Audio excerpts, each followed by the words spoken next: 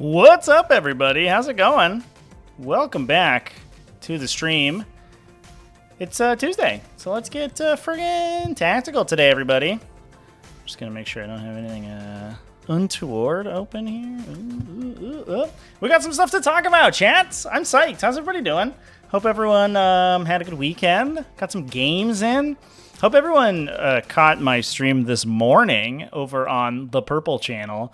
We streamed, actually ended up being a super cool game of World Eaters, not Word Bearers, World Eaters versus Necrons, and was kind of a sweet showcase. It was a pod finals game for T5S2 pod 9 and was pretty sweet. So if you didn't catch that and you're a Twitch subscriber, you can go check it out right now, the VOD for it. And you should also follow that channel if you haven't already. If you aren't a subscriber, you should be one, but also you can find it over on the replay channel probably within the next 1 to 2 weeks. So anyway, here we are. What's up, everyone? How's it going? Nurgle Mad in chat. What's up, dude? How's it going? Nice to see you here. So we have not too many lists to talk about today, but I will do an event breakdown because I haven't done one of those in ages. I haven't played an in-person tournament in 40K in like what feels like years, but has probably actually 3 weeks. But that's because I've been doing some streaming. There were a couple weekends where I didn't have events, or I wasn't like sort of up to it, or I was busy, and then I was streaming the week before last week. You probably caught that on the YouTube channel. That is the Portal GT. This weekend is going to be a similar story because I'll also be streaming. That's going to be the Webway Games GT, and I will create events for those up on the YouTube channel later this week. We're going to try YouTube again. We ran into some issues last time. I'm going to see if I can iron them out this week, and hopefully we won't have the same problems. But worst case scenario, we're going to stream some sweet games of 40K. So come hang out with me, chat. Come chill with me and watch some 40Ks and stuff. It's going to be super cool. Anyway, let's get into some friggin' talking about some lists. So as far as I know, we actually only had 2 GTs reported this past week, which is probably the lowest in a really long time. And that's wild. So let's talk about those. First one is another iteration of Invasion 40K. And we had kind of the greats all represented with a little bit in the top 5 here of an introduction from Adeptus Mechanicus, who I haven't seen in the top X basically since LVO. But nice to see Adeptus Mechanicus doing pretty well. I'm not 100% sure. This is probably Eric, but we're gonna say Eric because that's what I've decided to do. Playing Adeptus Mechanicus, Agrippina, with 2 units of Rangers, 2 Rust Stalkers, 1 Infiltrators, 2 Iron Strider Ballistari, 2 X5. Get that core keyword back, chat. That delicious core keyword. Some Cerberus Raiders for board control, but I think generally this is the sort of build that you're going to be playing if you are playing Adeptus Mechanicus. Agrippina, I believe, is the defensive sub-faction, and I'm just going to double-check so I don't misspeak here. But it essentially counts you as in defensible terrain. That is correct! I nailed it! Yes! So, yeah, they get +1 AP within half range, which is a solid counter to Armor of Content, and then Armor of Contempt. Not Armor of Content. They are not content, those Space Marines, not with what they have right now. They want more, always more from them. But you can also, you're in defensible terrain all the time if you take a charge, which is pretty sweet. So mostly in there for the Armor of Contempt matchup to get that +1 AP on all those friendly men. Uriah Zuckerman, new started at 40K, and the data sheet scares me. Do you have a way to make it more simple? Which data sheet, chat? Do you mean just like a data sheet in general is a scary thing, or a particular data sheet? I'm not really sure what the question is there. But welcome to the game if you're new to 40K. Hope you are enjoying your time in this wonderful hobby so far. Because it's in a really good place right now. I think this would probably be a solid time to start Warhammer. I honestly, like, I'm a little scared for You know, there's going to be like a new edition, and people are like, oh, maybe don't start until 10th edition or whatever. Like, we don't need a new edition, chat. We're in a good spot right now. And this is what GW does every time. It's part of their business model, and it sucks because it kind of ruins the game. But as soon as they get an addition to a good place, they're like, done, print it, we're done. We're going to move to the next one. You're like, come on. Creating the army list. I do have a video about how to make an army list, chat. You can go check that out. If you go to the, actually, exclamation point how to play, it might get you there here. I don't know if that bot is set up.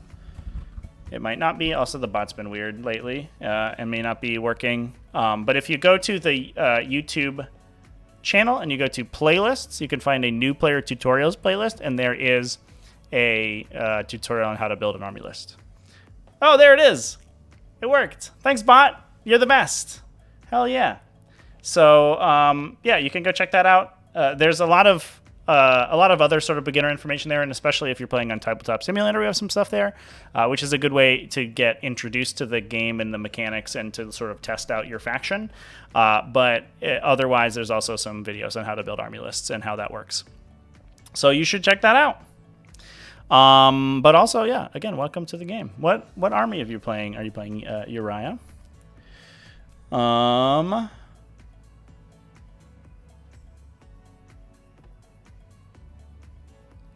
All right, anyway, let's talk about other lists.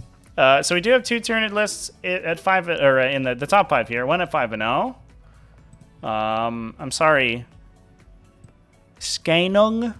I'm not gonna touch that. Other than that, we're gonna give it one good old college try, and that will be it for the attempts at that name. Before everyone in the comments section starts calling me like what a dirty American I am. So we have a Leviathan Battalion, 2x9 Tyranid Warriors. You have Hormigons making a comeback, which is kind of cool. And this is a heavy Venom Cannon Foot Tyrant build. So we're not bringing the Flyrant this time around. And I see a lot of people moving back towards the Foot Tyrant. I wonder if you know, maybe extended engagement range going does make the Flying Hive Tyrant a little bit tough, harder to play, I guess.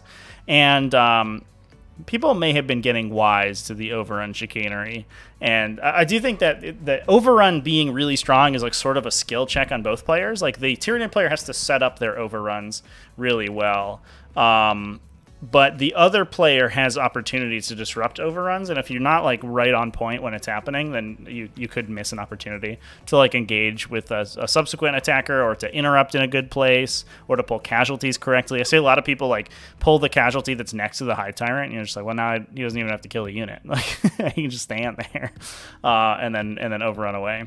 And on the flip side, you can sort of counteract that by like smiting the unit, and if they put wounds on an outside model, you can charge to that model, and then their first saving throw has to be allocated to the wounded model, so you kill that guy and you're out of melee regardless. But if you don't play that Flying Hive Tyrant, you don't even have to worry about it. It's also a terrain thing. The Shard Gullet Hive Tyrant, which is what we have here, is way better on lower terrain, lesser terrain, what's the word? Boards, I should say.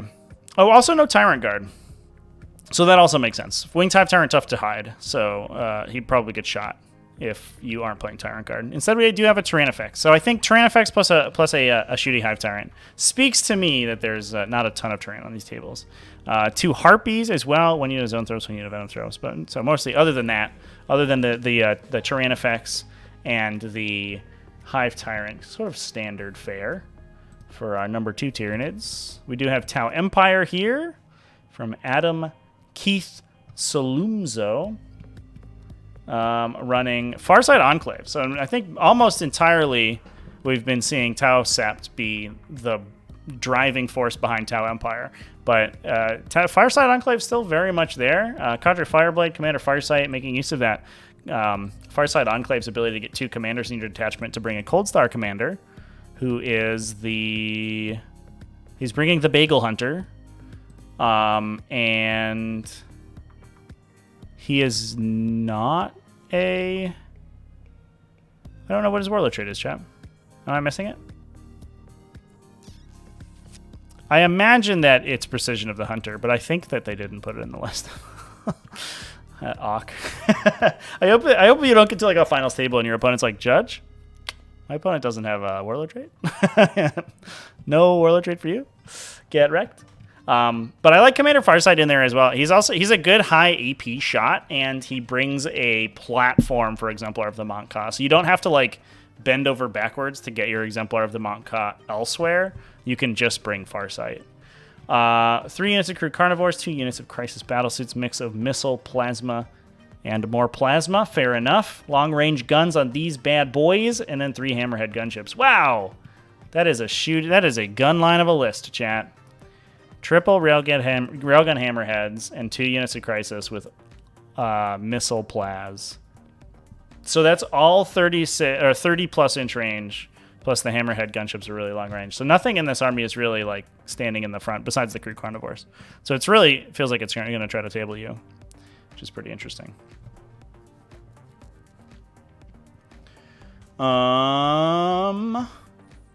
Yeah. Artemis Steve here for a great Tactical Tuesday. I think it is going to be a good Tactical Tuesday. So far, it's been a good Tuesday for me. I don't know about you guys, but I think it's going to be good. We talked about IU Rix, Adeptus Mechanicus. We also have Peter Nordus, who also played Tyranids. This one's much more interesting. This is a custom Splinter fleet. Is that right? No. Oh, no, it's Leviathan. Just kidding. I don't know why they put all of the biomorphology references here. That was, I think, kind of a callback to the days that you could pick a biomorphology before the game started. So you could have a reference on your army list, but it doesn't matter so much because you have to lock it in. But it looks like he was just playing the Leviathan adaptive trait. Hive Tyrant, Heavy Venom Cannon. It's the Shardgut Hive Tyrant again. A Gargoyle unit instead of the Hormigaunt unit. A single Neurothrope. Double Biovores. I know chat's talking about Biovores right now. Tyrannifex, double Heartbeat Venom Tropes. Wow, this looks very similar to the other list. We've switched out Gargoyles for Hormagaunts for Gargoyles, which is basically a straight swap. And we've switched out the second Neurothrope for 2 Biovores, and those are the only changes. Wild. But I think like Pascal is saying, you may see a lot more Biovores once Leagues of Votann become released because they're so focused on vehicles, and especially like not super fast vehicles, and they have very little defense against mortal wounds. So eating mortal wounds from a brace of spore mines exploding on them really sucks. And I think they're going to have a tough time getting to objectives outside of Pioneers, obviously, which are super fast and can fly. All their vehicles are ground based, so you can body block their placements, or they have to eat mortal wounds. They have to make that decision, and then you can follow that up with like zone thropes and stuff, and really take them to church, chat. So I think that those we're definitely going to see more Biovores. I'm probably going to play some Biovores. I'm going to give them a go, and we'll see how it goes. Sir Drag Dord. What do I think about the Tyranid fortifications? Some players rank pretty high some of the fortifications with a condition that you can place it. Yeah, I think Sporocysts are one of the better fortifications in the game. Not only because they do solid stuff, right? They have their synaptic resonance and they shoot guns. They have 5 guns stapled to the top, which is pretty solid. But also their ability to spawn spore mines is just like sort of unparalleled. Once you see on the table the volume of spore mines and board control they give you, it's absolutely wild. But again, yeah, with the caveat that you can actually place them. There are going to be some situations where that Sporocyst either doesn't get placed or removes your most important piece of cover to get placed, and that's no good. Which is really the issue of fortifications. Like, I don't think there's a problem with being able to place fortifications down. The issue is that they keep making fortifications that are untargetable, and they like have to warp the fortification rules around that in order to make that not be broken. So like Feculent Gnarlmaws, for example, are an untargetable fortification. They just become a terrain feature. But you could just make them a model that can be attacked. And then the issue of like move blocking with them isn't that much of a problem. So I wish you could shoot at fortifications, chat, basically, is what I'm trying to say. And then they would just get rid of the special deployment rules. Just be like, put them frickin' wherever you want, dude. Wherever is a legal placement would be great for fortifications. But no, instead, they're like, oh, here's a massive amount of convoluted rules that make the entire unit type really bad. We also saw Warzone Houston this weekend when we had some really interesting finishes there. This was streamed by Wargames Live, so if you want to watch the games, you can go over to youtube.com/wargameslive, and watch those videos because Joe is great. He does amazing coverage, the best 40K coverage in the biz, and I think that his coverage was awesome. So we had Colin McDade take it down with Adepta Sororitas, Bloody Rose. Adepta Sororitas, not super exciting stuff. Some Crusaders, some Death Cult Assassins to do actions and, be cool. Canoness, Missionary, Morven Val, Missionary with Refrain of Blazing Piety, so we can shoot mortal wounds at people. 3 units of Battle Sisters, Dogmata, Hospitaller, 3x8 Sisters Repentia, 2x7 Zephyrim, 1 Zephyrim of 9, 3 Retributor squads with multi-meltas. Cool! Sisters, good stuff, chat. Not a ton of creativity, but you know what? If it ain't broke, don't fix it, because that list is good and continues to win. Yoni Velasquez, I think we talked about last week, if I remember correctly. Is that right? Maybe we didn't. But anyway, playing Creations of Bile. I think the sort of scuttlebutt I've been hearing around the content creator sphere is that people are like, wow, Creations of Bile is actually really good. This is crazy.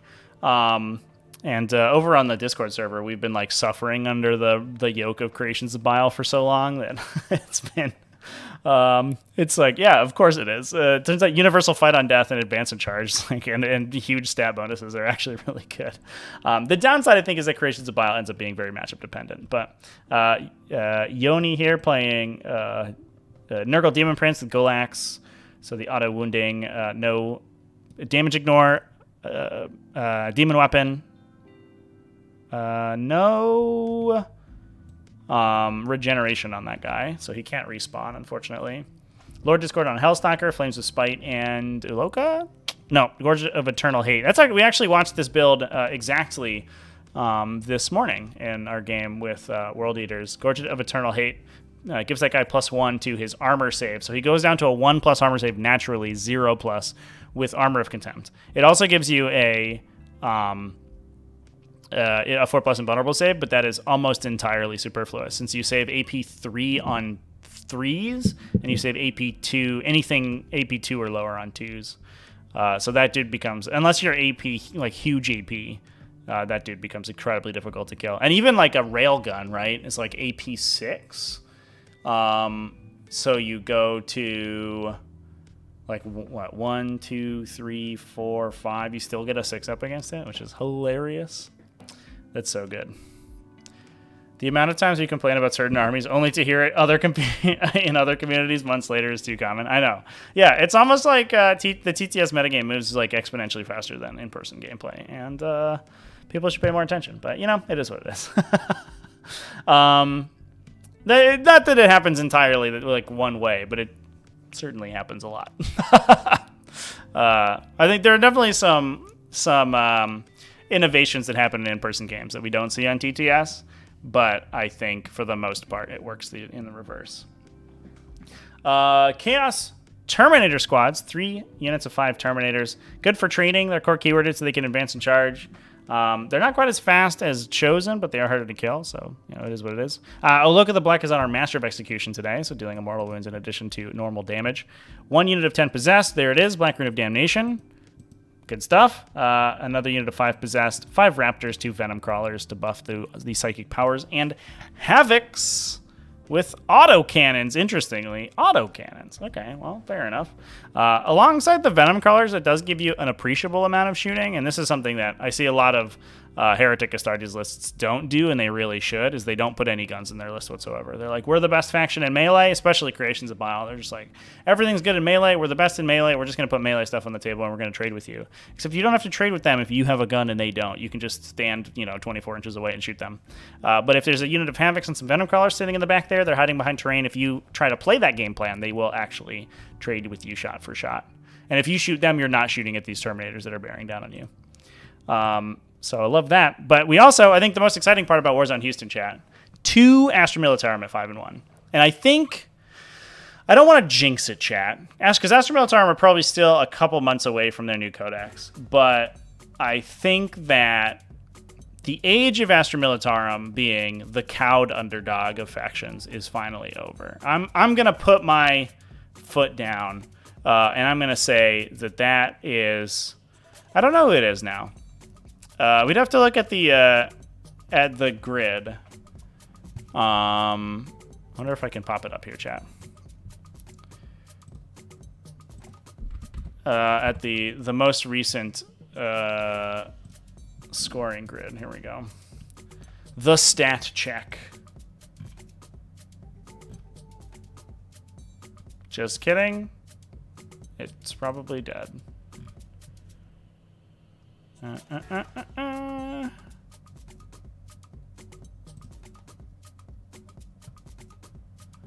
this good? Yeah. Date. We'll go through the last 3 weeks, I guess. Here we go. Oops. Not what I wanted. 1, 2, 3. There you go. Yeah. So this is through the last 3 weeks. Death Watch are really low. Imperial Fists at the bottom for sure. Iron Hands like sort of artificially low. I think that's because like Fooch wasn't playing so much. Can we see the? Can't really see the data here. Let me zoom out a little bit. Oh nope, it's not working. There you go.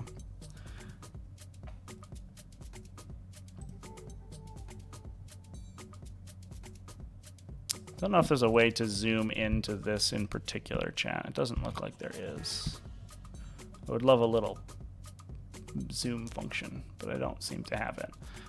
So it seems like Tyranids at the top, Harlequins at the top, Tyranids number 2. Raven Guard, honestly, awkwardly really high, but that's because they only have a couple games played. Tyranids at 700 games played, Raven Guard at 20, and a 57% win rate. A little bit of an outlier, but good on Raven Guard from going from really, really terrible faction. It's really sad. So Astra Militarum currently at 42% win rate. Dark Angels below them, Mixed Eldari below them, AdMech, and then Space Marine sub-factions. So I think it's like one half of Space Marines and then Adeptus Mechanicus is what it feels like to me. Grey Knights are pretty low down there. But Astra Militarums, I think, are sort of solidly in the middle of the road these days because they're putting more and more people into these X and 1 categories. Still have a tough time winning an event because they're scored so easily against, and that's a real problem for the faction. Against most Astra Militarum builds, you can rock in no prisoners plus bring it down, and you can probably get high scores on both of those, and that's unfortunate for them. And there's not really too much that they can do about that. But they also now, as opposed to what they would do previously, they also now score their own secondaries much more reliably, and that's why we're seeing so many Astra Militarum players in these X and 1 positions. So tank commanders still insane. I actually have 2 games. One of which just went up today, and another one is going up next Monday, I think, from the streamed games that I played over the last couple of weeks against Astra Militarum, and in which sort of the power of tank commanders and Imperial Guard artillery really comes through. And I think you can see it. In one game, 2 Basilisks end up killing 6 Tyranid warriors on the top of one, and there's nothing you can do about it. You can potentially pop invulnerable saves against it, but then you probably lose more to the direct fire shooting, and it's really rough. So, like that level of damage is still, we got triple full payload manticores here, still exists, and they have this insane primary objective control. They have lots of scoring, tons of objective secured infantry that's super fast and lethal because las guns with Gene Rotmite are pretty solid. They all get free melta guns. They all get free plasma pistols. So you just get massive amounts of damage with the direct fire shooting. The downside is, I think, giving up those secondaries really easily, but on the flip side, I think that sort of evens you out to be a pretty solid faction. Not necessarily one of the greats, but I think that this narrative that like Astra Militarum is like, oh, it's so garbage, you can't win with Astra Militarum, is just dead wrong. Get good. It's just, I think what I have to say about that. Yeah, good stuff. We saw Brett Urbanowski, Dirk Hrykowicz, also going X and 1, 5 and 1 by the way, chat. This isn't a 4 and 1 at a local GT. Warzone Houston was over 100 players, I think 110 players, and 5 and 1 in a pool like that is actually really impressive. 2 company commanders, 3 tank commanders, bunch of infantry squads, 3 command squads, 3 scout sentinels. Love these scout sentinels, by the way. They give you pre-game moves. They're just sort of obnoxious to kill, especially with Armor of Contempt. They're a little bit tougher than you expect. And for 40 points, they're good screening. They can potentially deny secondaries early. They can score you like Engage if you are taking something like that. Or Boots on the Ground, I think, is their Engage equivalent. 2 full payload Manticores, some Mortar Teams, and Tempestus Scions in this one, which is very exciting.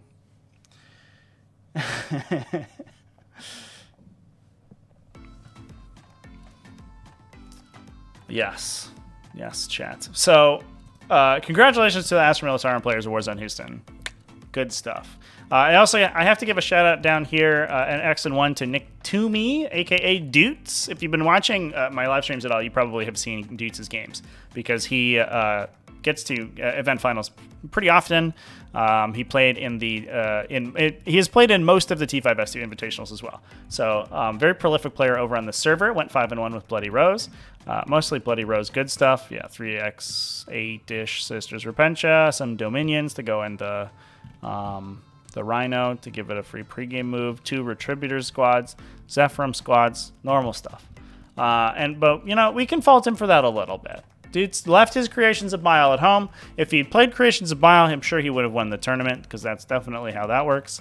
You know, it is what it is. We also saw Georg Babakov playing another Creations of Bile list. This is mixed chaos because he did have a War Dog Executioner in there, or a War Dog, one War Dog Executioner.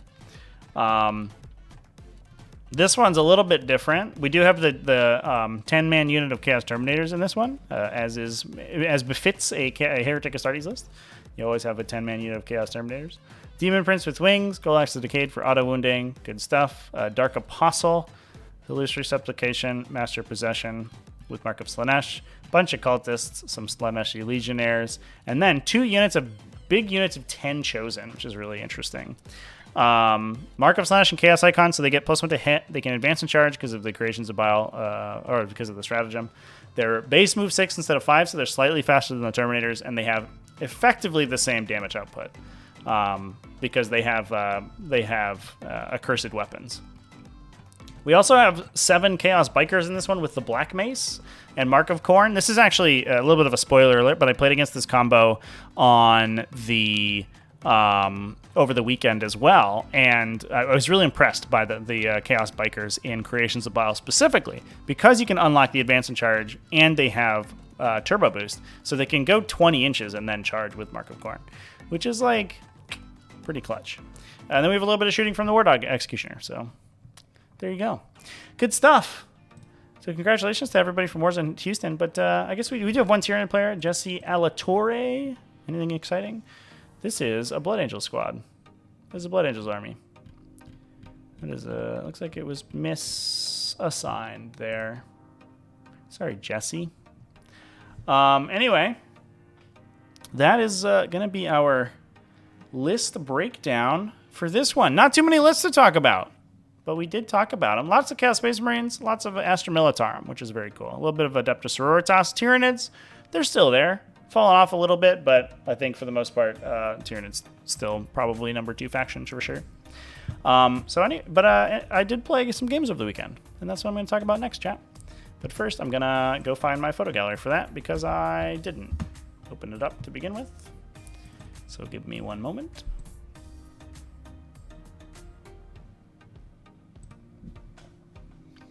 We can just hang out for a sec while I get all my photos out of my gallery. This is Tyranids after new balance data slate. Tyranids didn't really get hit in the most recent balance data slate. They did a little bit, but I think it's fine. Mostly other factions have been getting buffed to a similar level of Tyranids, and that I think is what's doing it. Is that other factions can now compete with Tyranids, more so than Tyranids just got like sort of destroyed by something, which is good. I would much rather see buffs to subpar factions than nerfs. Seems Parasite of Mortrex is gaining popularity most of the time with alien killing and gestation sacks. What are my thoughts on it? I don't love it. It's kind of like I understand that it's decent, but you end up. It's like played so aggressively that you have to like just sort of donate it to your opponent to get value from it, and I don't love that because it has to like in order to do its thing, right? It like runs onto an objective and then gestation sacks it, and your opponent's like, all right, well I get 2 kills from that because I'll kill the Rippers and then the Parasite. Parasite's not that hard to kill. I'm also like I don't find myself with a particular glut of Relic and Warlord trade slots remaining if I'm playing Tyranids, and so spending 2 on a Parasite of Mortrex to do its thing is a lot for me. Here are my pictures. We did it. All right, chat. Here we go. So I believe that my list can be found in the exclamation point lists. Should get you there. It's also linked in the description. I know some people were looking for my list, but I played Chaos Demons at a store championship this weekend. I took the dive, got a bunch of models, unfortunately, and I am a little embarrassed by putting these photos up because they're not painted. The store championship I went to didn't require painting, and it didn't give out the 10 points for painting. You were eligible for door prizes if you were painted, basically. So they did giveaways for the painted armies. So I was just primer black for this event because I had assembled some of the models. I was basically assembling models over the course of the entire week so I could have them for the store championship. But we got there. Chat, we figured it out. So let's talk about my list real quick.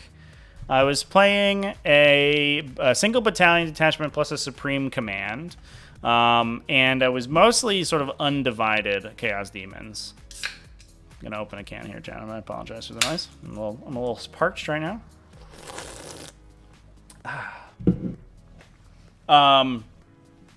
So I played a battalion detachment that was undivided, but then I took Bellicor in a supreme command, and I've talked about the list construction a lot on stream of Chaos Demons because it's really weird. Bellicor wants to be in a supreme command, and the reason for that is that he has all of the allegiance keywords.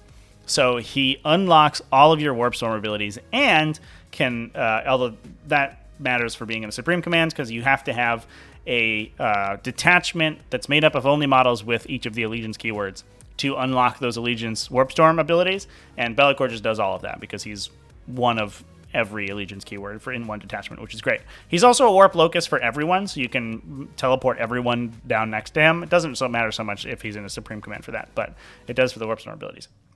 And I find myself especially using the Khorne and Tzeentch ones pretty often. So I could put him in a Khorne detachment and switch some stuff for Bloodletters and play double patrol, but I also kind of like having way too many CP.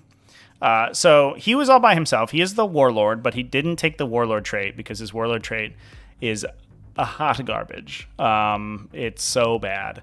It gives him the ability to point full rerolls at a core unit or for hit rerolls, I should say, at a core unit or a Disciples of Bellicor unit that doesn't include himself, but he has a hit reroll aura for everyone anyway, so it doesn't really matter. So save the CP on that. It's super bad. But then I have a battalion detachment that has 2 Crater Demons in it, a Lord of Change, as well as a Bloodthirster. The Lord of Change has the Impossible Robe because the Impossible Robe is super good. I also had been playing him for a while with Nexus of Fate to regenerate CP, and I had to cut some points to fit in a Fate Skimmer, which is another one of the HQs. Didn't feel like I needed Nexus of Fate. I ended up with too many CP in most games, so I ended up cutting it. So yeah, the other HQs in there was a Indomitable Onslaught Bloodthirster with Argath Lord of Blades, or King of Blades, I should say, who we can talk about his performance over the course of the weekend, but holy crap, I'm addicted to Bloodthirsters, I think, after the performance. Didn't feel like you could play a solid tank Thirster build without the Brazenhide Warlord trait, so I didn't even try.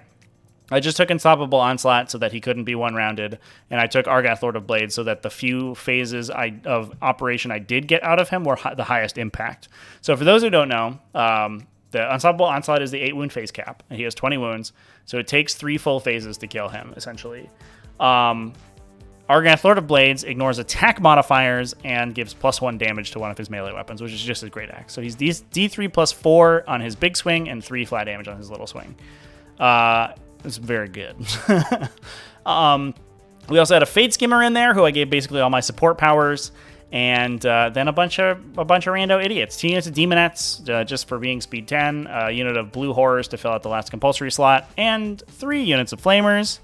If you want to know why I played Flamers, I made a 10-minute video about it, and you can go watch that because they are super good, and it was great. How do I feel about Master Mutator? I actually don't really love it, honestly. So that's the 2+ you deal a mortal wound to everything you have mortaled that turn at the end of the psychic phase. And unfortunately, I don't. It's more expensive than the Nexus of Fate, and it doesn't really mesh super well with how mortal wounds tend to be applied in 40k, because 2 out of the 3 of the Lord of Change's nukes are a closest visible targeted. You will probably end up drilling all your mortal wounds into a single unit regardless, which means that it nets you maybe 1 mortal wound at the end. Now, obviously, there are corner cases where you can like gateway something, splash into a bunch of people, and then bolt something else. Then you can roll for a bunch of additional mortal wounds. But a concept I've talked about in the past is that splashed mortal wounds, like Orbital Strike Effect, are the least valuable types of mortal wounds. So you can sort of think about them like, oh, you know, an explosion or an Infernal Gateway or an Orbital Strike will deal, maybe 10 mortal wounds to my opponent's army. That's a lot of damage. And if, a lot of times you consider like that's probably a whole dead unit, except it's not. It's 1/10 of, or 20% of 5 different units that are dead. And that means that those units are still operating, they're still scoring, their abilities are active. You need to be killing units with the mortal wounds. And the Master Mutator is it only makes the Lord of Change marginally better at that. And so, in my opinion, it's not really worth the cost. But it's probably fine. I don't know. That's what I was talking about. Too many CP most of the time, but what about Warp Storm points? Did I generate enough, or did I have a problem? I mean, it's dicey, right? Sometimes you get nothing and you're sad about it. I found that between the Lord of Change, who I could pay a CP to cast 4 powers with, because you can use Magical Boon. So he had all the nukes, so Smite, Infernal Gateway, Bolt of Change. He also had Infernal Flame, so I could spend a CP to let him cast all 4, and then have the Fate Skimmer open to do whatever he wanted, and then also Gaze of Fate. And that really, having Gaze of Fate open for me smoothed over the Warp Storm points quite a bit, I felt. Because there's a lot of situations where you roll, like the most common situation is you roll 5, and then you spend 3 on the +1 to cast power for Tzeentch, or the -1 to hit for the Undivided ability. Then you have 2 left over, and if you Gaze of Fate, that can turn your next turn into a 6, which lets you like throw the Corn like explosion power out, and then also do like the Corn +1 to hit, or you get to do -1 to hit and +1 to cast.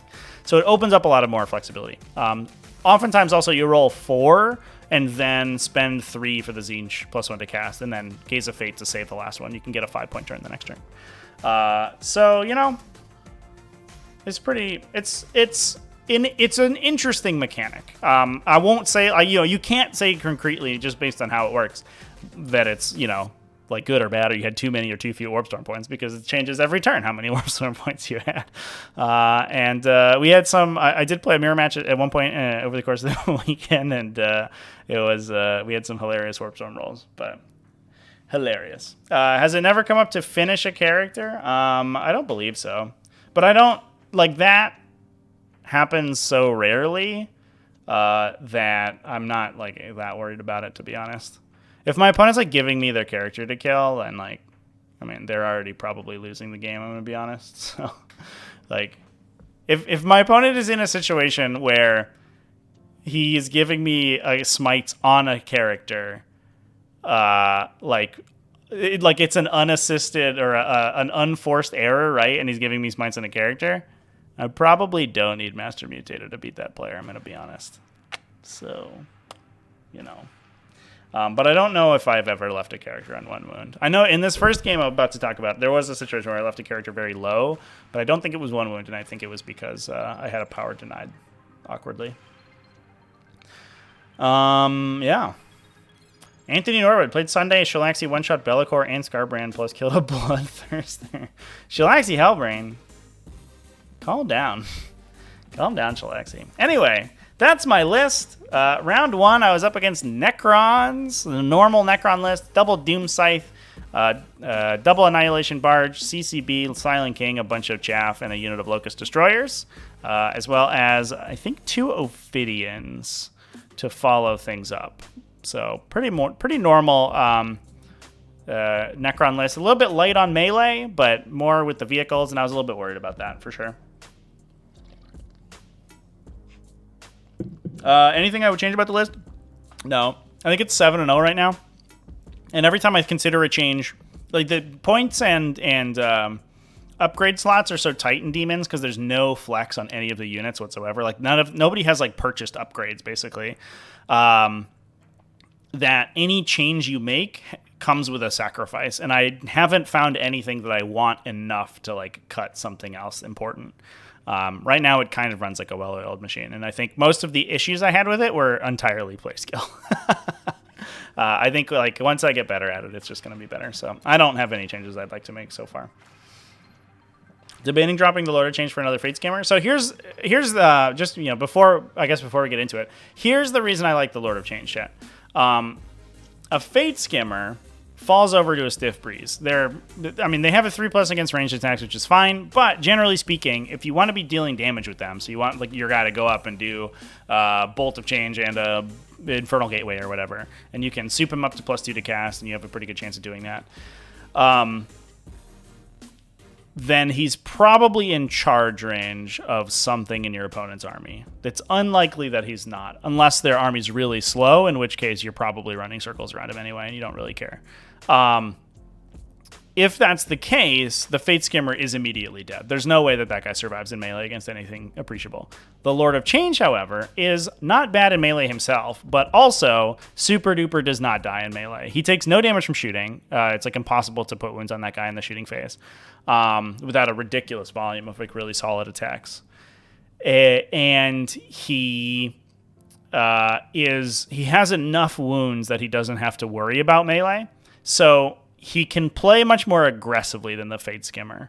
So putting another Fate Skimmer in means that like you will oftentimes trade a Fate Skimmer for 5 mortals or something. Whereas the Lord of Change gets to go in, he's better at casting, he gets more casts, and he's tankier on the swing back. So typically your opponent will send a melee thing into him. Impossible Robe will get rid of their most important hit. You have rerollable 5+ demon saves against everything else. He'll take a bunch of damage, but he won't die. He'll fight them back, and then he'll probably smite himself out of melee and then just go do other things. Or there's a Bloodthirster standing behind him, and the Bloodthirster just kills whatever he engages him. That was my experience in like almost every matchup with this list so far. So I like the Fate Skimmer, but I also really like the Lord of Change. And that's what I have to say about that. So anyway, I was up against Necrons. We were on Data Scry Salvage, so I was like, oh boy, this is gonna be tough because Demons don't have great objective secured. Like Bloodletters, Demonettes are pretty solid, but nothing else in the faction's objective secured. They have no OBSEC auras. They're just hoping for the best.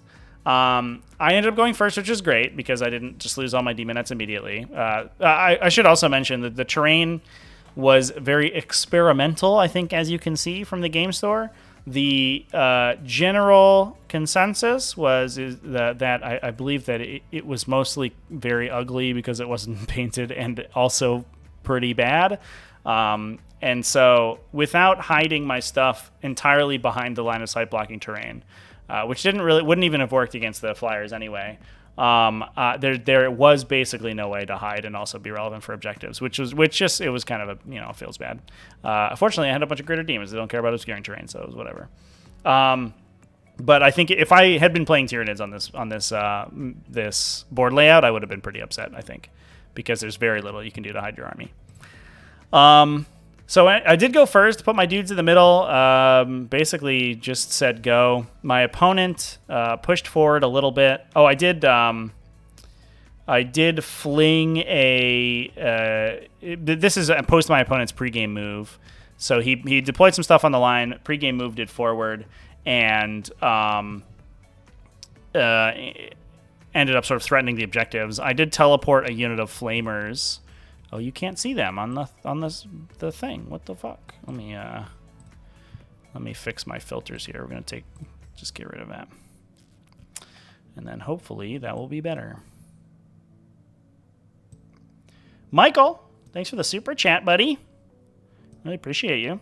What is the biggest weakness of demons, other than objectives secured? I think that mortal wounds. They have very little defense against mortal wounds. They have a lot of denies, so they can deny, like, naturally deny psychic powers.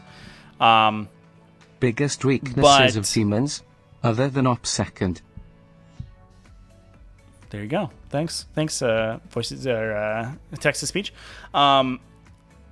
They have very little defense against mortal wounds, and mortal wounds get through their demon saves with no problem.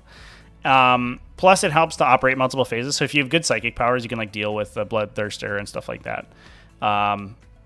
So that would be number one, I think. And in matchups against other psychers and stuff, like taking mortal wounds was just like a knife straight to the heart as the demon player, because like you have 3+ invulnerable saves and 4+ and -1 to be hit and all this stuff, and mortal wounds just like pew, just get wrecked. Additionally, high volume attacks are really good against them. Not so good. There's some instances where you can kind of flip that on its head. Be'lakor is one of them because he has a -1 to be wounded effect. So if you're shooting him with like strength 6, it won't do anything. But the rest of the army, if you can get to strength 5 to 7-ish, and you just have a super high volume, you'll eventually start putting shots through their saves. Necrons are actually really good at that. They had a ton of Tesla cannons because AP means nothing to demons. Nothing has an armor save at all in the entire faction. So if you have a high AP value, it doesn't matter. If you're AP 0 and you're not paying for a higher AP, you're like in the clear. It's really good. And so, like, Tesla cannons in this matchup were absolutely brutal. I can imagine, if you're just spamming bolt guns, that will be randomly really good against demons. I was getting shot by Terminator bricks and by Biker bricks, and that was doing massive damage. So that's what I would say. High volume attacks. Played against a ton of those Gentleman Gaming guys. Well, it will behoove you to know, Nergomat, that those are my objectives. And that I don't know the status of my membership, but I was at one point a proud member of Gentleman Gaming. I think that was like pre-quarantine, though. I have no idea if I'm like still on their team roster or whatever, but I'm right there. Sounds like Aldari might pose some problems, Shroud Runners in particular. I can see that. Doing a bunch of mortal wounds and being mobile. Plus like Dire Avengers, right, can put out a ton of volume shooting. That also will help. How do you deal with Thousand Suns? Is that the question?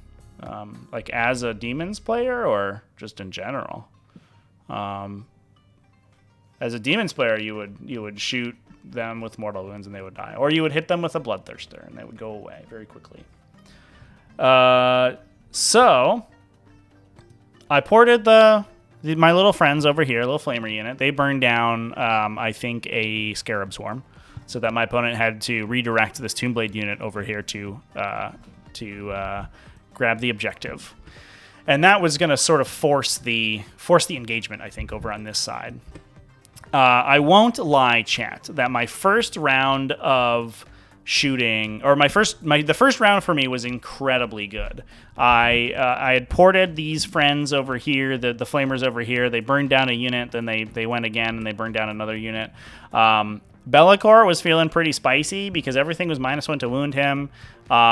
So he ended up just chilling on an objective in the middle of the table. Most of the army needed 6s to wound him and then go into his invulnerable save, and I was feeling pretty good. I also popped the -1 to be hit Warp Storm ability on the first turn, so my opponent's counter shooting wasn't that great.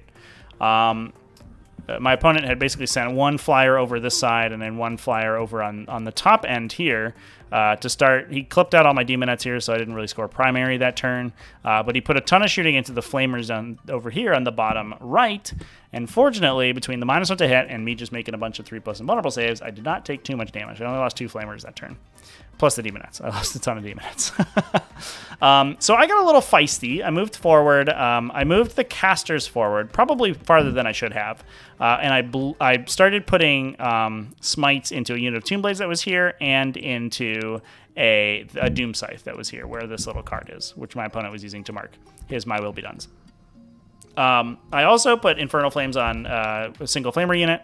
I had one Flamer unit in reserve that dropped down just off camera over here on the bottom right-hand side, and I had this other Flamer unit to shoot at the other flyer, and I was feeling pretty good. I was like, this is going to be great. I'm going to put 2 Flamer units into one flyer alongside, I think, a Smite off Bellicor. I have some Smites in a single Flamer unit with the buff on the other side, and we're going to kill all the flyers. Half of that plan worked. The flyer in the top here that's disappeared just immediately died. It took 6 damage from a random bolt of change, and then the Flamers just polished it off like instantaneously. And then on the bottom over here, the unbuffed Flamers did stone cold nothing. This is actually the base of the flyer that you can see right there. It took 3 damage from 2 units of Flamers shooting at it, which is like pretty sad. I think one of them rolled astronomically low on its number of attacks. It was like I think it was the unit of 4 rolled like 1, 1, 2, 3 on its attack volume.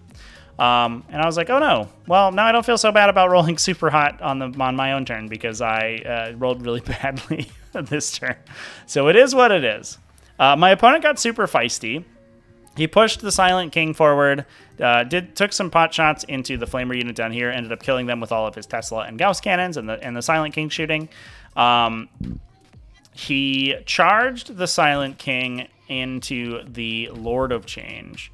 And I believe the Lord of Change kind of spiked low on his saves and exactly died. No, that's not the case at all, actually. The Lord of Change tanked the Silent King because he's a freaking boss.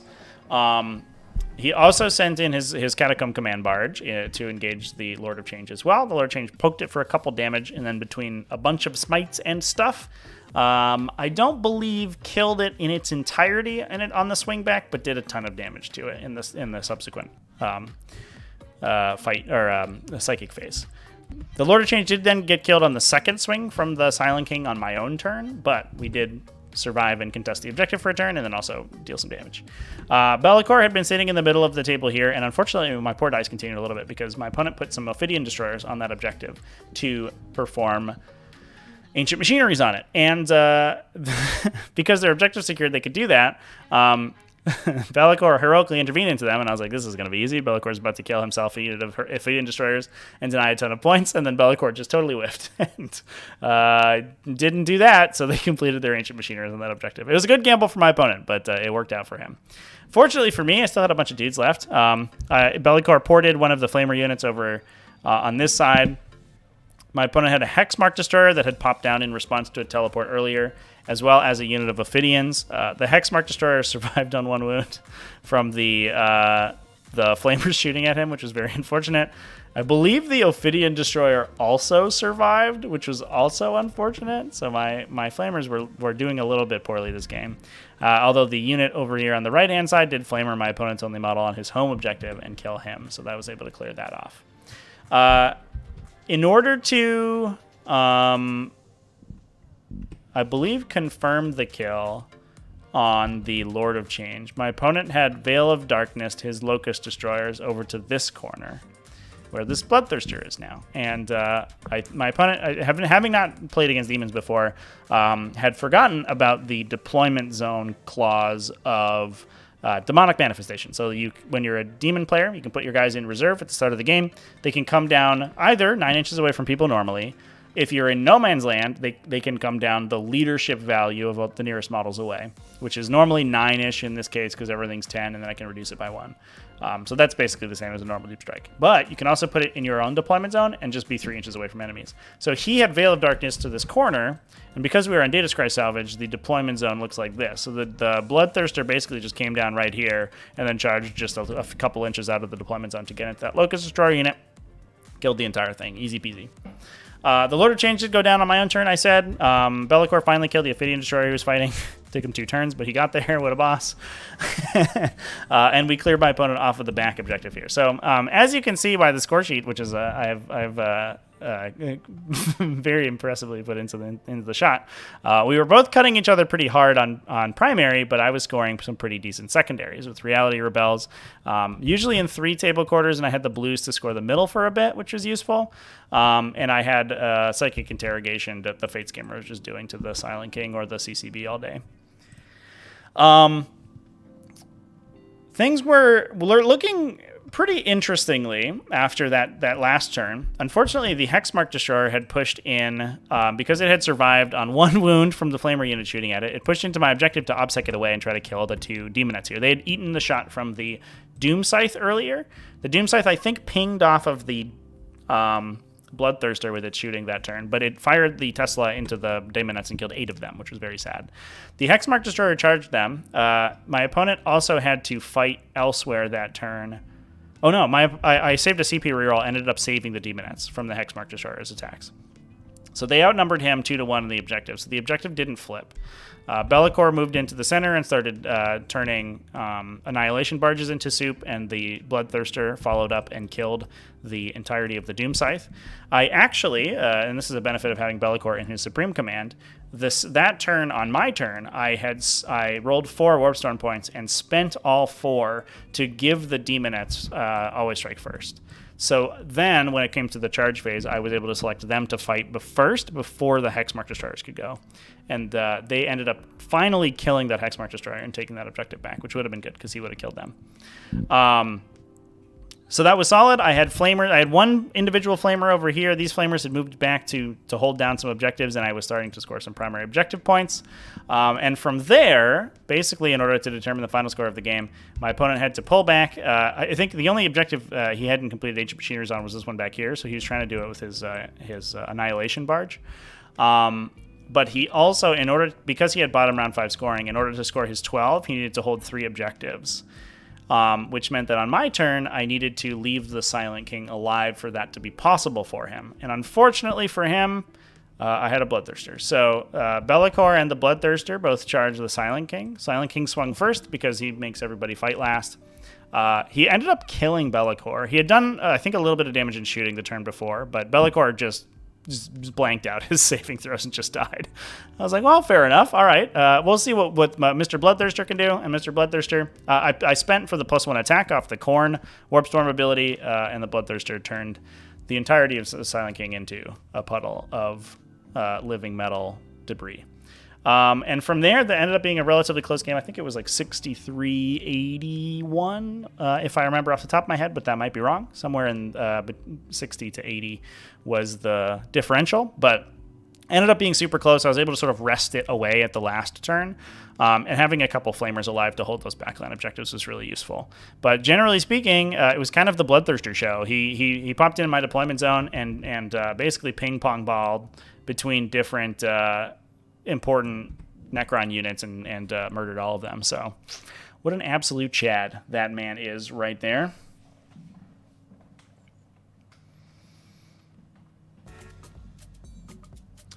What are the Flamer models? They're from Gamok, actually, chat. They're a 3D print. There's my little Flamers right there. They're very cool. I like them. I think they look pretty sweet. I actually don't really like the normal Flamer models, because they don't really look like anything, honestly. This looks like an umbrella. These guys are just little fire demons that are just all like wreathed in flame, and I think they were really very cool. But Gamok makes a lot of like 40K stand-ins for 3D printing, and I think the intention is that those are supposed to be Flamers. But yeah, really like those guys. They print up really nice too. Dalton Peters basically played the same list against Meta Blood Angels list. It was rough. Bloodthirsters really hate Angel Sacrifice. Yeah, that makes total sense. Sanguinary Guard don't have a lot of trouble with the big demon damage. Yeah, fortunately, the Bloodthirster himself is good at killing the Sanguinary Guard, but I see what you mean about Angel Sacrifice. That seems good. The other downside is that Flamers aren't amazing against them, so you sort of have to mortal wound them down. But it does feel like it's probably it's maybe a Blood Angel's favorite matchup, at least very even. You also have Rites of War on those Sanguinary Guard in that list. So they out-obsec you pretty well. But that brought me to round 2, chat. I was 1-0, feeling pretty good. We played the mirror match in round 2, as befits our experience. It wasn't an identical mirror match. Actually, a lot of things were different. My opponent's list was, I think, I think it was pretty experimental, but it wasn't like super far out of the realm of normality. It was 2 units of 4 Flamers. We didn't go all in on Flamers. 2 units of Demonettes, some Blue Horrors, 2 units of Bloodletters, plus a Tank Thirster, so Warlord Bloodthirster with Brazen Hide for the 5+ damage ignore, and the Blood Drinker Talisman, so he can heal wounds on a 5+ when he kills people. And last but certainly not least, Scarbrand as well. He had Bellicor in the Khorne detachment, so he had unlocked... Is that right? Actually, I think he was all undivided. I don't think he had any unique Warp Storm abilities. It didn't matter too much to the chat because my opponent did roll a single Warp Storm point for the first 2 turns of the game, which was honestly really impressive. So the Warp Storm ability didn't really affect, and I think my own Warp Storm rolls were not that great either. So we played a lot of the game without using Warp Storm abilities, which is, certainly something. He also had this little tiny Lord of Change back here is actually a Demon Prince. You can see this little guy right here, old school Lord of Change. Look at him, what a cutie pie. He's actually a Demon Prince of Tzeentch with I think he had Bolt and Infernal Gateway, although he had trouble casting them because he didn't have any bonuses to cast. And I think my opponent was basically like, yeah, this guy should be a Fate Skimmer in the next version of the list. It's just better at casting, which, is very fair. So I was really interested in seeing how this game progressed. I had basically screened out as much as I could on turn 1, which is good because I went second, so that Bellicor couldn't just Shrouded Step boys into my deployment zone, basically. I also wanted to sort of create those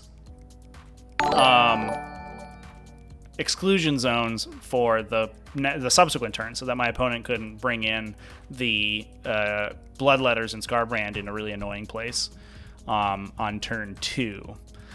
It looks like I didn't actually take that many pictures, unfortunately. But this game mostly, we kind of just mirrored each other. My opponent, I think he might have just Shrouded Stepped the Blue Horrors into the center on turn 1 to score his Reality Rebels. I ran my own Blue Horrors in there, put my Psychers around the corner here, and just shot Mortal Wounds into his until they were gone. I also pushed a little hard. My opponent had put Flamers up here, and he had Nurglings on this objective to banner it. Oh, no, he didn't have banners, excuse me, but he put the Flamers on the objective to hold it.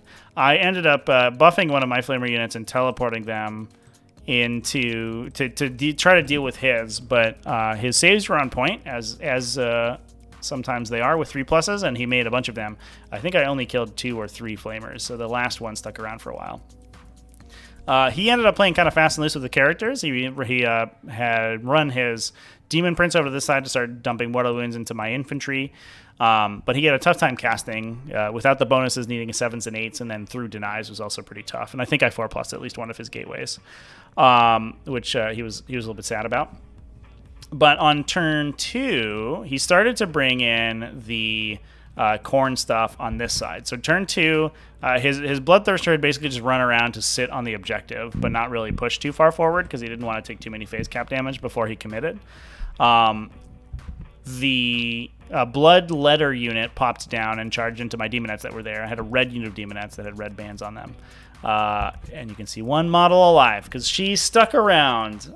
Hilariously, I rolled 2 double 1s in one morale phase to keep 2 units of models alive. So I had these Blue Horrors sitting on the objective in the center who ended up fighting a Flamer unit.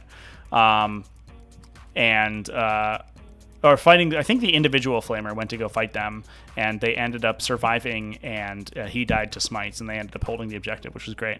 The Demonette also, we only lost 9 out of the 10. The last Demonette killed a couple Bloodletters, and then rolled a 1 for her morale to stick around, which was good. The yeah, Chad, it's not. The allegiance abilities don't unlock if your army is Slaanesh. They unlock if one of your detachments is Slaanesh. You unlock your allegiance abilities based on detachments, and Bellicor unlocks all 4. I literally talked about that for like 10 minutes. That's what I talked about on my list. You could scroll back there and listen to that. My plan was to have him come in with the Bloodletters, and then I could follow up with the second unit of Demonettes and sort of clear out the Bloodletters between smites and stuff and the Demonette attacks. Then, with a Consolidate, use the Demonettes to screen this area out, because my opponent couldn't have demonically manifested closer than 9 inches within my own deployment zone. So I had the Demonettes here plus my deployment zone here. Now, I made a big positioning mistake here, which is with these Flamers in the bottom. I was keeping them kind of in reserve so Bellicor could just go tell them to go blow something up if they needed them to. And I didn't touch the terrain with them. And I was like, it's fine. You know, I don't want to eat like a random smite or a breath weapon or something on this Flamer unit before I have to. I didn't feel like it was that big of a deal. But it gave my opponent this opportunity to deploy his Bloodletters in such a way that he could deploy out of line of sight of the models in the back of the unit, which meant that when he charged, I would have a very limited Overwatch. Now, this ended up being a pretty good exercise. I think he and I both sort of talked it through for a while, because it kind of highlights the weirdness of the demonic manifestation rules. Because he could deploy within 5 inches, or just outside 5 inches of my Demonette unit that was here, which I had eyeballed poorly, because the center line of the table was here. And the 5-inch bubbles for my Demonettes basically let him a little bit of an opening here that he could deploy in. So in my head, I was like screening out a normal Deep Striker, but that's certainly not what you have to do against Demons. So if you are playing against Demons, keep that in mind. You need to be more aggressive with your screening. So that gave him this little sliver that he could drop his Bloodletters in, but it had to be outside my deployment zone. So he had basically this minuscule sliver that he could deploy in, and ended up with some of the Bloodletters over the line here. That was unfortunate for him because he was trying to get to the Flamers without eating Overwatch, which, I mean, makes total sense, right? That's the correct play. If you can charge Flamers without eating the Overwatch, do it, because they'll die and you won't. That's great. And if you are a Flamer player, remember to try to give yourself really good Overwatch avenues, which I didn't do this game, and that was a really big mistake. Fortunately for me, the Dice Gods were pretty happy with my play so far, so they rewarded my patience. I had 2 Flamers over here, I think from the unit that had moved up to try to deal with my opponent's Flamer. They contested my opponent's objective for a turn by just standing on it, and my opponent didn't have any OBSEC there. My opponent then tried to charge them with Bellicor. He played a little bit cagey with Bellicor and didn't move him forward. He could have moved him forward into auto charge range, but he didn't. He wanted to stay sort of outside of the Bloodthirster's threat range.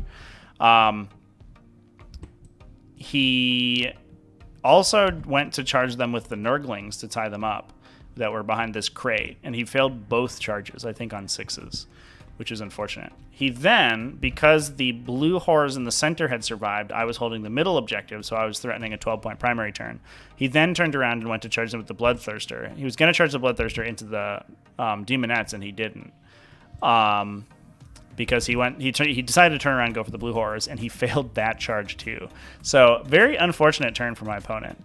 I think that there's a little bit of tilt going on, which is, I think, totally justified, because he spent his Warp Storm points to make these guys unaffected by the forest, and then he charged into the Flamers. He got it on the one go with the Banner of Blood strat for the 3d6 drop, the lowest for charging.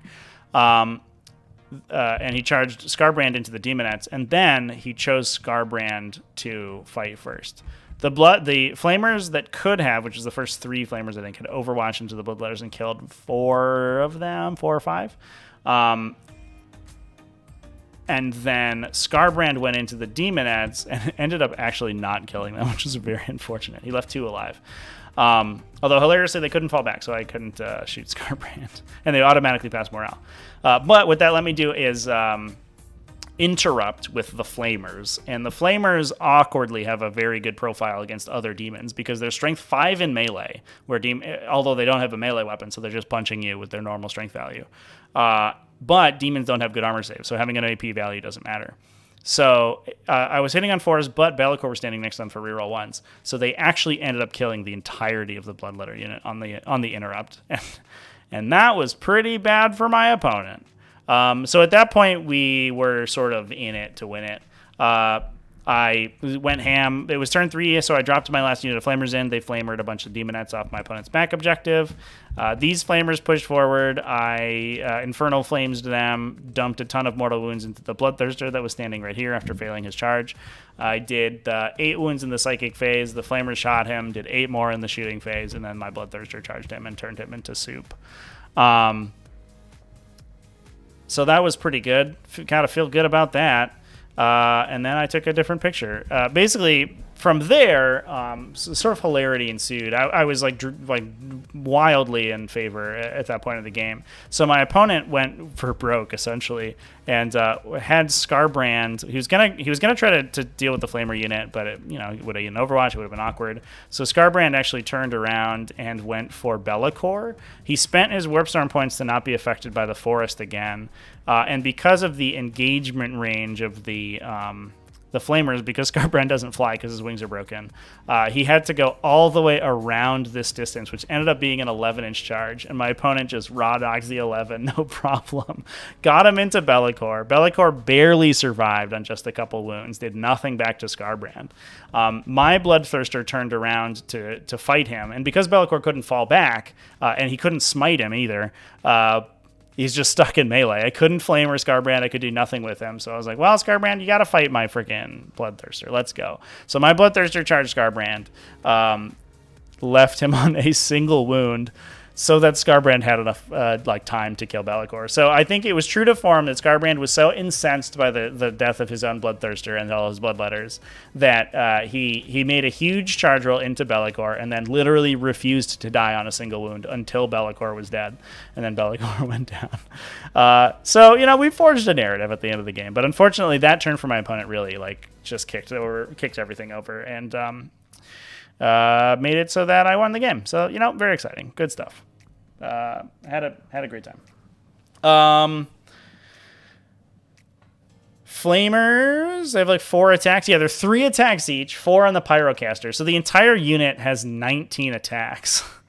They're only hitting on 4s, but that's still 10 hits and then rerolling 1s. That's you 2 more. So they hit 12 times and then they wound on 3s. So they force on average 8 saves on a Bloodletter unit. And they should kill 4-ish, and I think I killed 5 or 6, which is a little bit above average. But I was also, I think you probably saw it, here's my little CP tracker over here. I had 7 CP. 7 CP that turn. I had a 6 with a 1 stacked on top. And so I was literally spending CP to reroll my number of attacks on Overwatch and my hit and wound rerolls on, or I think a wound reroll on my swing back and stuff. So I burned a bunch of CP just frivolously that turn, essentially, just to try to do more damage to the Bloodletter unit. And that's kind of a big benefit of the army having an unnecessary amount of command points, because you just get to do whatever you want with your rerolls, which feels good, especially when you have uninteractable saves. But that put me to the final game, chat. I was in the finals. I was up against Creations of Bile, and this game was absolutely, literally wild. And I think it was wild enough that I didn't take enough photos. Oh no, actually I took a lot of photos. Just kidding. All right, let's talk about it. So far, by the way, chat, the Bloodthirster had killed a Doom Scythe, 6 Locust Destroyers, the whole Silent King, another Bloodthirster, and Scarbrand. So I was like, wow, this dude, man, he's putting in the Dark God's work right now. So final round, we were on Tide of Conviction, which I was a little bit worried about because the terrain, again, the terrain was non-existent, essentially, which is a little bit sad for an army that has very, very weak objectives secured, that's trying to hold backline objectives when my opponent just has line of sight to them. So I was like, this might go poorly. My opponent was playing Creations of Bile, which we just talked about for a while, and he had a very interesting variety of the list. He had the 10-man Terminator brick. Also, he had a Demon Prince, which was played by Little Bellicor, by the old Metal Bellicor, which I really loved because we got to have an old Bellicor versus like Chad new Bellicor fight.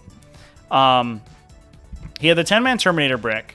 He had a bunch of cultists and legionnaires, but then he also had a 10-man Chosen brick and a 10-man or a 9-man Chaos Biker squad. So he was all in on these big bricks. He also had 2 smaller units of Possessed, a couple of units of Legionaries, a couple of units of Cultists to add chaff. And then the Master Possession, he was a Loco the Black, he was Golax the Decayed on the for the Demon Prince, the weapon on the Demon Prince, and then he had an Aloka the Black Flames of Spite Hellstalker guy.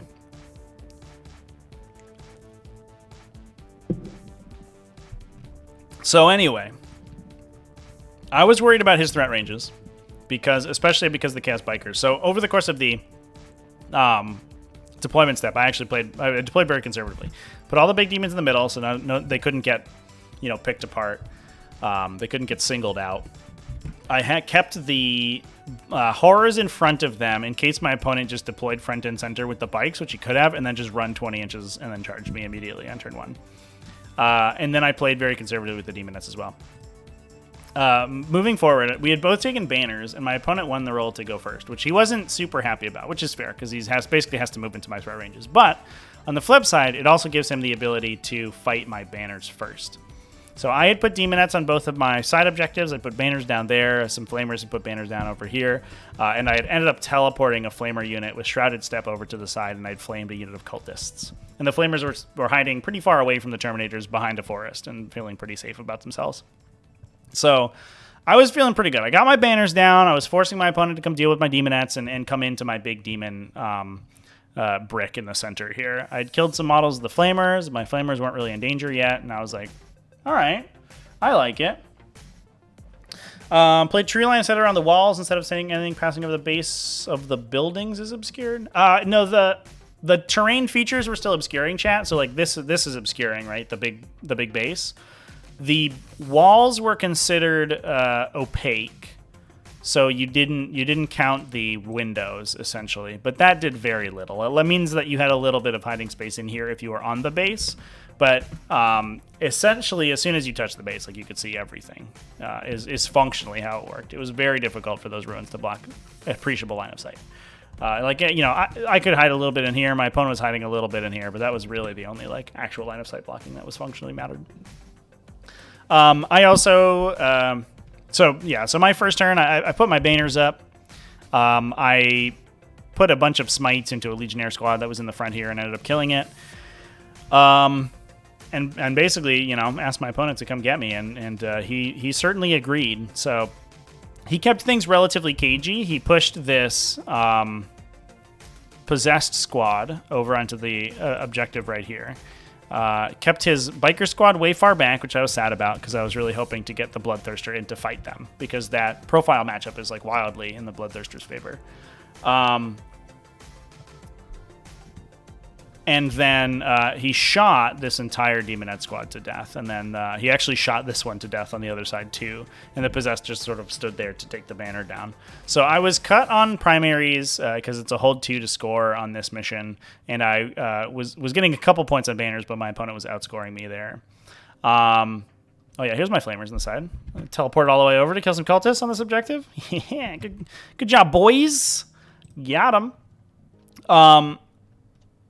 I think that I don't know. Maybe I was overestimating my own damage output, or maybe I was like I wanted something to happen because my opponent was playing very cagey, which was absolutely the right call because I don't think he contends with me in melee. As weird as it sounds, right? Because it is Creations of Bile. Like they just aren't as good. They just aren't good against Greater Demons. I think specifically, but I definitely I wildly overextended myself. I knew that I wanted Be'lakor to be on this side of the table to fight all of these idiots over here, because he matches up against an army that's almost entirely 1 damage, strength 6 attacks. They wound him on 6s. You can like force him to hit on 4s with no rerolls, and they do fractions of a point of damage on average to Be'lakor. And he punches through all their invulnerable saves with his big sword. So he's really good at killing possessed, and takes very little damage from them. So I was like, this is awesome. Be'lakor's just going to stand on that side of the table and he's going to murder everyone. So I sent him over to go deal with those possessed and to sort of just dominate this side. That meant, however, that he was in deny range of the Khorne. The bikers were bikers of Khorne, so he had to 4+ deny from Scorn of Sorcery off of those guys. But I didn't want Be'lakor to be any farther back because his charge would have been really tough to be outside of that 24. And actually, I mean, he couldn't have charged. I think he was entirely outside of the 24.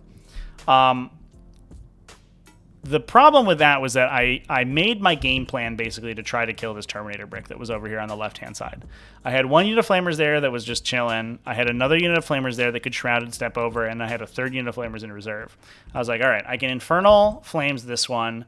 I can put all of the mortal wounds from the Lord of Change into them, and then I can hit them with 3 Flamer units, one of them with the +1 to wound. And I was like, that... If it doesn't kill the whole unit, it will kill enough of them that they're like combat ineffective, and then the Flamers can just run this side of the table basically, and I don't have to worry about it so much. And the Demons can sort of focus on the other side. What ended up happening was a hilarious tale of denied spells and misplaced flamethrowers, I think. So I did a ton of damage with the Lord of Change. He did great. I was so proud of him. He killed 3 or 4 Terminators. The problem was that in an effort to keep my Flamers as far away from the Terminators as possible, I had put them sort of at the edge of the objective here, to the point where my 2nd unit of Flamers, which is so far back it's not even on this picture, could only shoot only 1 or 2 models from that unit could shoot. Be'lakor then went to Shrouded Step this unit and got 4+ denied by the Khorne strat.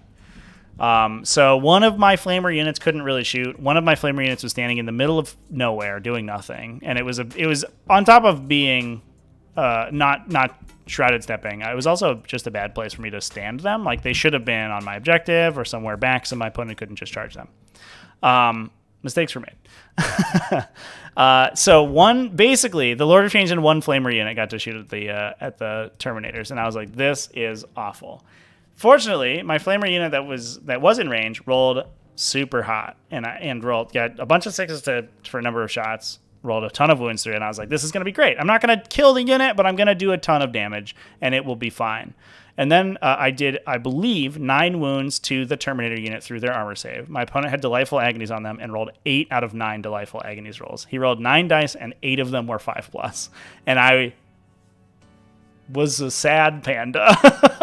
I was like, oh no, all my Flamers out of position. One of them basically didn't even get to shoot. It shot like 1 time and did no damage. Or like 1 or 2 guys shot and did no damage. And the one chance I had to like sort of recoup losses from this situation, my opponent rolled so good. There was nothing I could do. And I was like, I was like watching my army like slip away. All my Demonettes were dead. My Blues were dead, I think. And I was like, all my Flamers are about to be dead. This game's going to be so tough. Oh my God.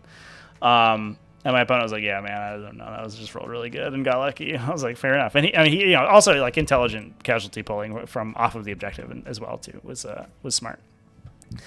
Which put several of the other Flamers out of range. In hindsight, should have just put the Flamers right here, the 2nd unit of Flamers, and had range to like half of his unit and then been fine.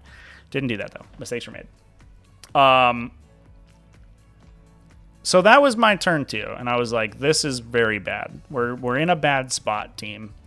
And my opponent was like, well, my opponent's in a really bad spot. Let's try to capitalize. So he did the advance and charge strat with his bikers. The bikers plowed all the way over from where they were, going 21 inches. He put a possessed unit up in the middle here to charge into these Flamers. He was basically like, I get a free unit of Flamers because I hadn't positioned them particularly well. So I was like, I'll do that. These possessed are running around the side to force Be'lakor off the objective. It was all pretty good. And then I didn't take pictures for a while, so that's exciting. So what ended up happening was that over on the left-hand side here, the Terminators moved around and went for a multi-charge onto this Flamer unit and the Flamer unit that was behind them. Unfortunately, my opponent wasn't... I think charged a little bit farther than he needed to, basically. Because this Flamer unit was in the back here, he had Terminators that could stand in charge range of them, which was, I think, only a 4. But because of the positioning of this Flamer unit, my opponent would have to move into the forest to engage them. And he elected to declare a multi-charge on both units of Flamers, which meant that in order to get to the front unit, he had to go through the forest, which would reduce the move of the models going after the back unit, which meant ultimately that he needed, I think, a 7 to charge. Because he was 5-ish inches away and would have gotten reduced by 2. He ended up failing it with a reroll, which was like, whoa. And that was probably the first time I've seen the difficult terrain rules come into play in that particular way. It's very weird because the guys who aren't going through the terrain to hit a unit that's not inside the terrain will still get slowed by the guys who have to engage the unit inside the terrain. And you have to engage both units because my opponent declared both of them. Super bizarre. Fortunately for him, his Nurgle Demon Prince just rolled like an 11 on his charge, so he ended up getting into one unit and then jumping over to the second one. That was all after the Possessed had charged. I had overwatched the Possessed. They had the Fate the Fate Skimmer right there to reroll and stuff. I killed 2, I think, maybe in the Overwatch, which is really pretty good. I was feeling pretty good about that. The Bikers also charged in, and the Flamers just turned into nothing.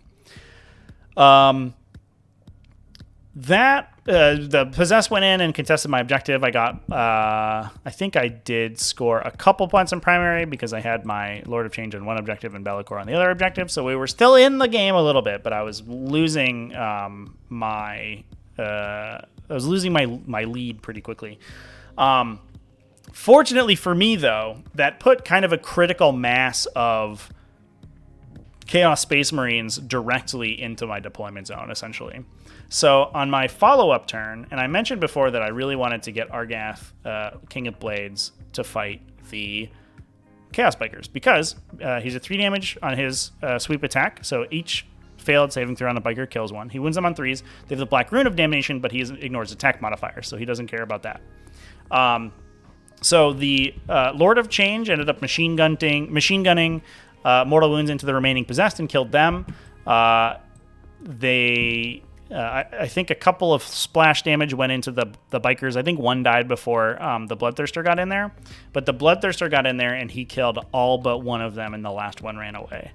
So the big brick of Bikers was gone. The Bloodthirster had just killed like 7 or 8 Chaos Bikers. Be'lakor charged this unit of Possessed. I popped the +1 attack for Khorne units that turn, so to get the sweep up the Bloodthirster and Be'lakor, so to ensure that I could kill both units. He killed the Possessed, consolidated back onto this objective, so I continued to hold it. And at this point, Be'lakor had also been attacked by both units of Possessed because they fight on death, and they had done 2 damage to him. So he's hard for Strength 6 models to kill, turns out, you know? And my opponent had sort of realized that he couldn't kill the Bloodthirster because he operated almost entirely in the fight phase. So he didn't really want to direct attacks against the Bloodthirster, and he couldn't kill Be'lakor because Be'lakor is a -1 to wound, and all of his stuff was low strength. So in response, this is I think about a turn later after Be'lakor had killed everyone. I had my last Flamer unit fall back from the Demon Prince. My opponent basically chased it with all these guys and ended up killing it. I overwatched again. I killed 2 more Terminators, I think. My opponent basically pulled back all of the infantry on this side. He had the Chosen hide behind Cultist screen in the front here. And just said go, essentially. He realized he couldn't deal with these 2 demons. The Lord of Change fired a bunch of mortal wounds into the Terminators. Unfortunately, rolled pretty poopy. I think he only got his Bolt of Change off, which killed 2. And then, because one was wounded from the other Overwatch, and then his other powers fizzled.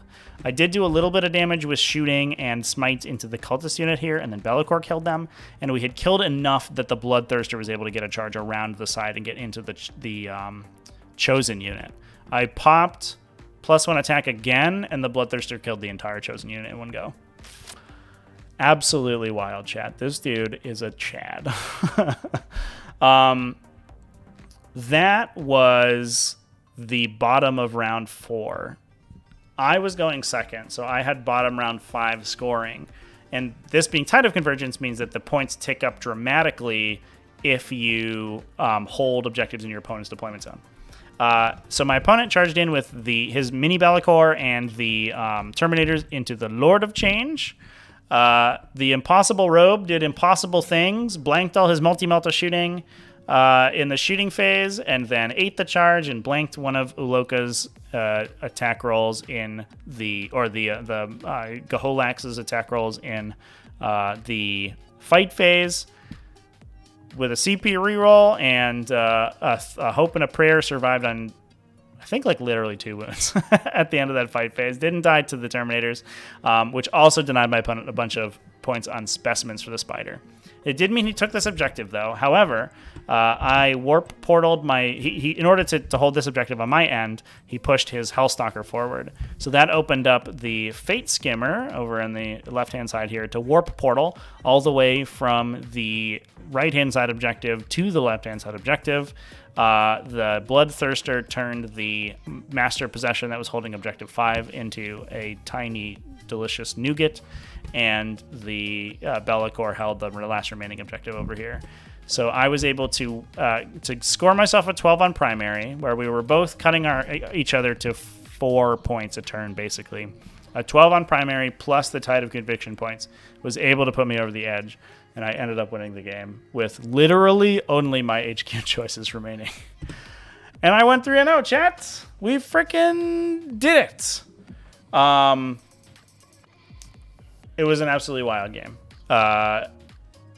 Mr. Wednesday in chat. This was your game? Yeah, dude. Yeah, so this game was absolutely insane. My opponent had basically been telling me the entire game that like he had no way to deal with my greater demons and they were going to kill his army. And I was like, I don't know, man. Like, it's creations of bile, dude. You're so good at fight and melee. You have so many attacks. Like, your board control's better. You're on more objectives. Like, I think you'll be okay. And then Bloodthirster killed like 20 Chaos Space Marines in 2 fight phases. And I was like, yeah, okay. I think I had misjudged the matchup.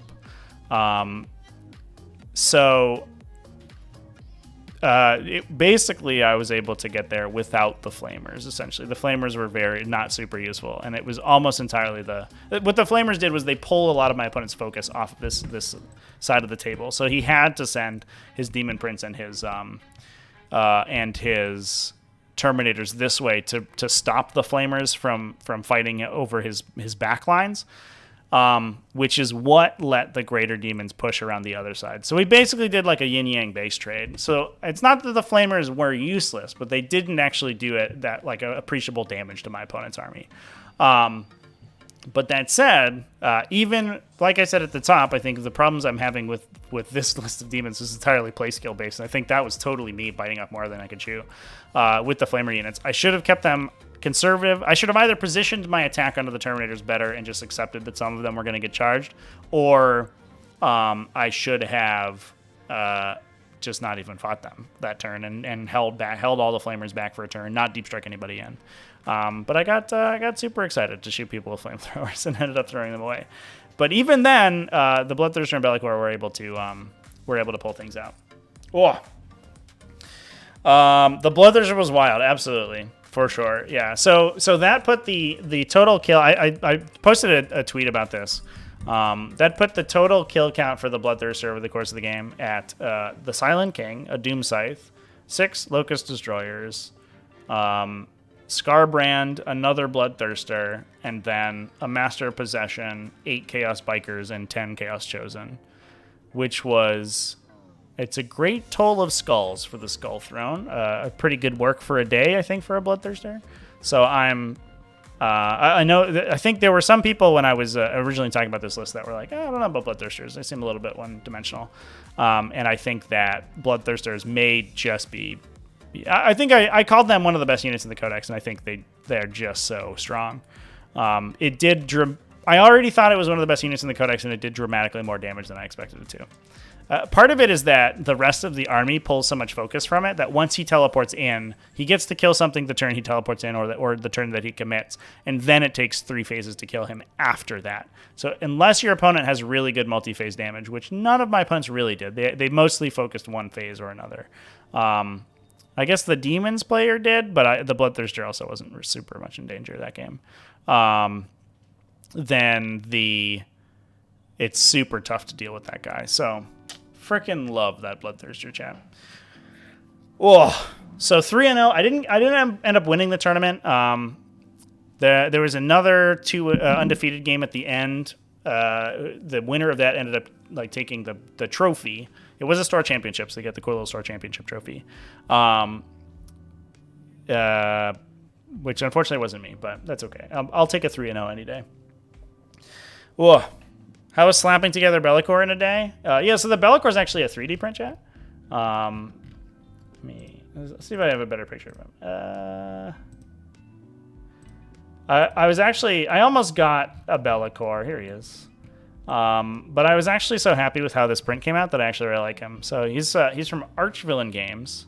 He has a set of Hive Tyrant wings. Don't tell anybody though. And I think he looks very imperious. He's holding his sword out in front of him on his hands on the pommel, and I think it looks absolutely rad. So it was actually very easy because he's a big one piece model, but it did take like 7 hours to print or something because he's really big. The awkward part was I went out and bought most of the infantry, and assembling the infantry like that week took a ton of time. I bought the Bloodthirster that week too, and I assembled him. But the army's it's all in process of being painted. I posted some in process pictures over on the in the painting and modeling on the Discords if you want to go check it out. I'm doing like lava bases and like kind of a cool like a scheme of like blue fire, which I think is cool. So there's a real fire and ice kind of thing going on. So I'm pretty happy with it. Dodson Peters, would I consider a second Bloodthirster? I don't think so. I don't know what you drop for another Bloodthirster. And the second one doesn't get Unstoppable Onslaught, which means that like it's probably fine if you're deep striking them, but I think the second one, I mean, it does dramatically less damage and is dramatically easier to kill than the first one because the first one gets Argath and the Unstoppable Onslaught. And I think that the combination of those two things is really strong. So I don't think I would play a second Bloodthirster, honestly. I would maybe consider Scarbrand in place of another Bloodthirster, but he's so slow and awkward that I don't love him. The weird part about Scarbrand is that he locks you in melee with him, which is good because you can't shoot at him once he's in melee. But he also makes you better at killing him. So like one problem that he ran into was like my Bloodthirster would attack him and just constantly get additional attacks for fighting near the Scarbrand. So my Bloodthirster was charging and his guys were taking charges, and then my Bloodthirster was better at fighting because it was my turn, which is weird. I got the Bloodthirster up to 10 attacks because he +1 attacked from the Khorne Warp Storm ability, and then got +1 from Scarbrand, and then just that's how he dumpstered another Bloodthirster. But anyway, chat, pretty hype about Chaos Demons, honestly. The army feels very cool. I think it does have some weak matchups. I mean, when you're putting so much of your precious resources into just a couple models, those being the greater demons, like there is always the opportunity for you to get diced. Warp Storm is random. Your saves aren't great, but are unignorable, so you can sometimes roll great and sometimes roll poorly. I think the army is going to be a little bit inconsistent, which I don't love, but also I think is a balancing factor. And I do think that because it's so low model count, like your positioning is really important. As I demonstrated here, misplaying things horribly and getting punished for it. So I'm sort of happy where Chaos Demons are at the moment, and I think that the faction is going to be really cool. If FAQ gives Demons a Warlord trade strat, would I consider a second Bloodthirster? I'm not sure, chat, honestly. Bellicor is worse than a Bloodthirster from a combat perspective, but he does so many other utility things that I think he might still be worth it. I would certainly give it a shot, though. Like I would try it.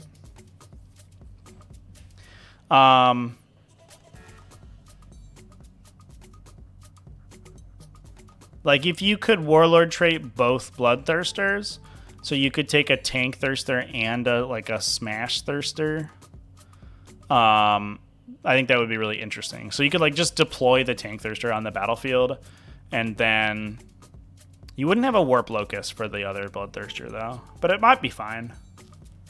I don't know. I would maybe consider it if you could get 2 Warlord traits and Demons.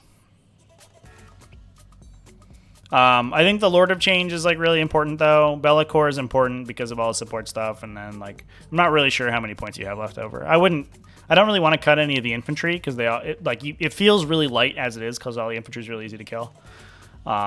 So yeah. But anyway, chat, I think we'll go ahead and wrap things up there. That was the entirety of my excursion with Demons so far. I'm going to be streaming this weekend, so I don't think I'm going to be playing any games. But I do have some games with Demons scheduled for the Twitch channel over the remainder of the week, so stay tuned for those. It will probably be evenings this week just because of the time slots that my opponents have available.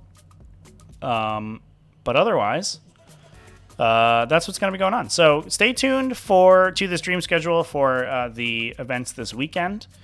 And otherwise, I will hopefully see you over on the purple channel. There. Unaligned strats are missing big time. Maybe.